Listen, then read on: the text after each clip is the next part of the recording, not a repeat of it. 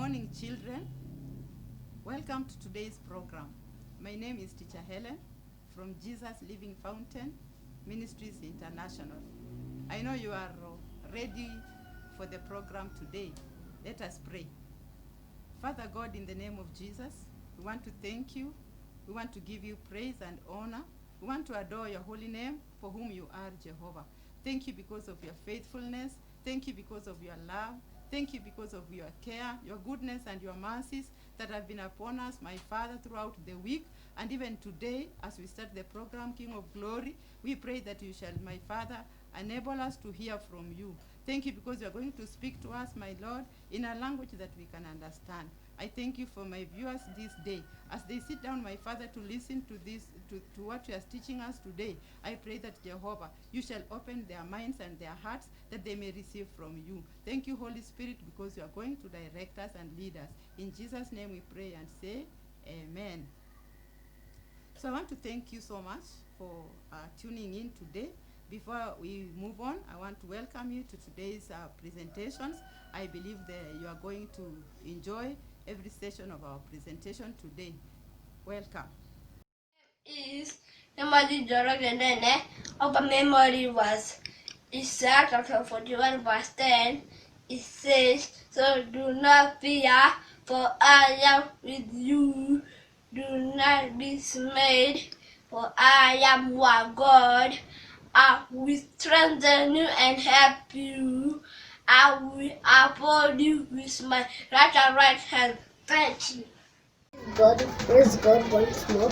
My name is Maribel Johnson and I have a memory verse.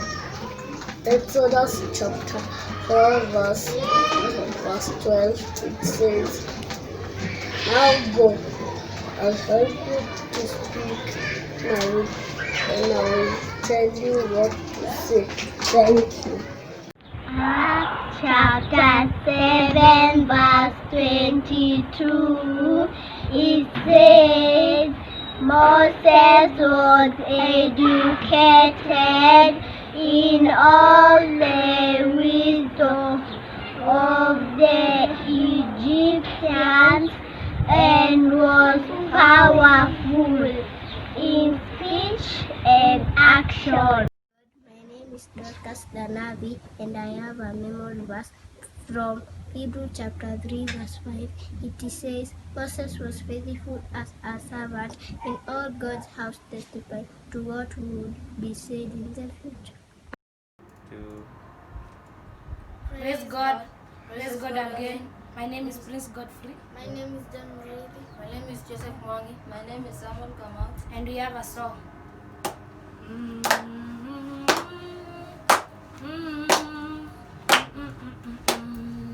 We are the chosen generation. All for to show is the salad. All I require for life, God has given me. Cause I know who I am. I know who God says I am. Where He says I am. Where He says I'm now. I know who I am. I know who God says I am. Where He says I am. Where He says I'm now. I know who I am. I'm walking in powers. I'm walking miracles. I live my life for favor. Cause I know who I am. I'm walking in powers. I'm walking miracles. I live my life for favor. Cause I know who I am. Everybody shout, oh, oh, oh, oh, oh. I know who I am. Lift your voice, shout, oh, oh, oh, oh, oh. I know who I am. I am so rich. I am righteous. Oh, I am so rich. I am beautiful. I'm walking powers. I'm walking miracles. I live my life for favor. Cause I know who I am. I'm walking powers. I'm walking miracles. I live my life for favor. Cause I know who I am. Take a look at me, I'm a wonder. Doesn't matter what I see now. Cause I see His glory. Cause I know who I am. Take a look at me, I'm a wonder. Doesn't matter what I see now. Cause I see His glory. Cause I know who I am.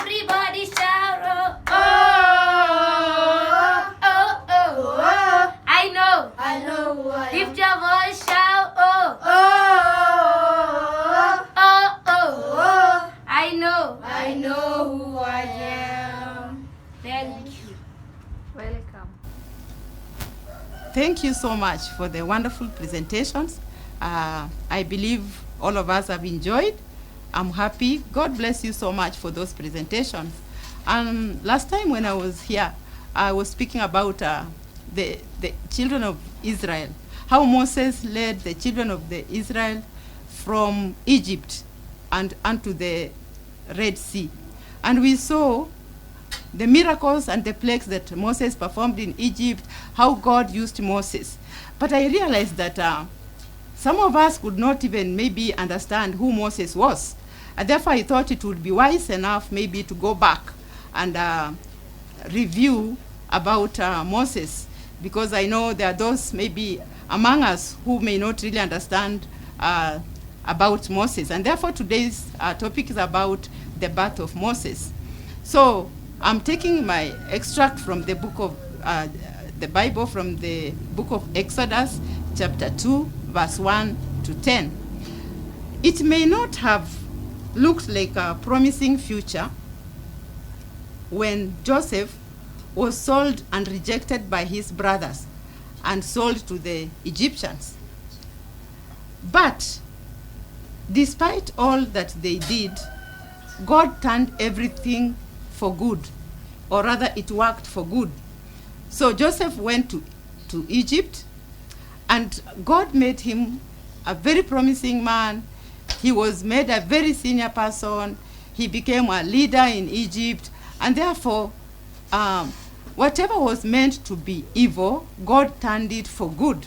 And therefore Joseph stayed in Egypt, and he became the prime minister by then. So God's plan was actually to use Joseph because of his mercies upon the Israelites, and to bring a mighty deliverance among the Israelites. He raised Joseph and into a very powerful person, as I've said, in the house of Pharaoh. And therefore Joseph was used to bring the deliverance of the Israelites. And therefore God revealed his secrets, many of the secrets, unto Joseph in the house of Pharaoh. And therefore Joseph became so prominent. When famine came, Joseph was ready. He had prepared the Egyptians, he had prepared everybody that there was a famine to come. And therefore, when the people are running to Egypt to come and maybe look for food, amidst them were Joseph's brothers, the ones who had despised Joseph, the ones who had sold Joseph into slavery. They came with open hands. Joseph received his brothers, he received his father, and now they started enjoying the deliverance of the Lord in Egypt. They stayed in a very good place. Pharaoh had given Joseph's brothers and the family a place where they were to stay. And therefore they were enjoying every moment of the blessings and the deliverance of the Israelites. Time passed by until there came a Pharaoh who did not know more about Joseph. This Pharaoh did not know more about the deliverance of the Egyptians, or the Israelites. And therefore this Pharaoh became threatened when he saw the Israelites increasing in numbers. He felt like he got scared, because he felt they would increase in numbers and maybe they would overpower the Egyptians at some point. And therefore this Pharaoh was not happy with the Israelites. He subjected them unto slavery. He mishandled them so much. They were really made into slaves where they were working for the Egyptians. Until at some point he passed an order, which was a very bad order. He said every child from the Israelites family, every small baby, or rather every baby boy born from the Egyptian Israelites family, they should be killed. This was a terrible order from the Pharaoh. Little did this Pharaoh know that these people were marked to be a great nation. This is a Pharaoh who did not know about Joseph. He had not understood about the deliverance of the Israelites. So when he passed this order, it was really a challenge for the Israelites. And therefore these Israelites were really subjected to heavy tasks by the Egyptians. Their taskmasters were on their necks, making them work for them day and night. It was at this particular time that a Levite man, or a man from the house of Levi, by the name Amram, married a lady, or rather a girl or a woman from the house of Levi too, named Jochebed. So Amram and Jochebed gave birth to a son. And this son, they were wondering, because at this particular time is when every child was being killed. So it was like this woman knew even her own son is going, or rather is a part of these killings. He will be killed. So she took care of the baby for 3 months. But after 3 months, when she could no longer hide the baby, she devised a hopeful plan. Because she was really an Israelite who was depending on God. She believed that trusting God, maybe God would preserve the life of the baby. So she devised a plan where she made a basket that she thought would be like a boat, you know. So she took the little baby, the small baby, and put in the basket and took it on the bank of the river. By the riverside, she made the baby maybe warm in the basket and left the baby float on the river. And she asked her daughter Miriam to stand by to see whoever will come across this basket and pick the baby. So it happened that Miriam was watching, and the baby is in the basket, and the basket is floating on the river. At some point, there was a princess from the Pharaoh family, the daughter to Pharaoh. The Pharaoh that I'm saying that was mishandling the Israelites. The daughter had come to the river to bathe with among her maid servants. She came along with her maid servants. So when she had come to the river, she saw the floating basket or the boat. She asked one of the maids to go and get the basket and check inside what was in. So when she picked the basket, wow, she saw a handsome baby boy. And the baby wept. When she removed the baby from the basket, the baby wept.